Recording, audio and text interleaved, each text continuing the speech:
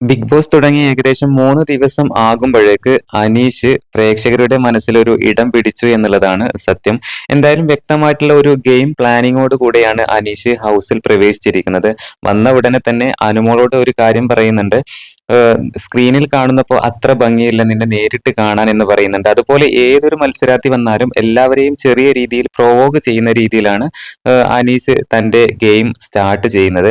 എന്തായാലും നമ്മൾ അവിടെ ഒരുപാട് വിഷയങ്ങൾ കണ്ടതാണ്. അതല്ല ഇനി ഓരോ സംഭവം നടക്കുന്ന സമയത്തും ഇപ്പോ രേണുവിന്റെ ആ ഒരു തലവേദനയുടെ ഇഷ്യൂ വന്ന സമയത്ത് ഷാനവാസ് പറയുന്നുണ്ട് എനിക്കും തലവേദനയുണ്ടായിരുന്നു. നീ എന്തുകൊണ്ട് മൈൻഡ് ചെയ്തില്ല എന്നപ്പോ ഞാനത് കേട്ടില്ല എന്ന ഭാവത്തില് അനീഷ് നടന്നു പോവുകയാണ്. ആ ഫ്ലോർ മൊത്തം ഇങ്ങനെ നടക്കും. കൂടെ നടക്കുന്നവര് നടന്ന് കുഴങ്ങുക എന്നല്ലാണ്ട് വ്യക്തമായിട്ടുള്ള ഒരു മറുപടി കൊടുക്കാനായിട്ട് മറ്റ് മത്സരാർത്ഥികൾക്ക് സാധിക്കുന്നില്ല അനീഷിന്റെ മുമ്പിൽ എന്നുള്ളതാണ്.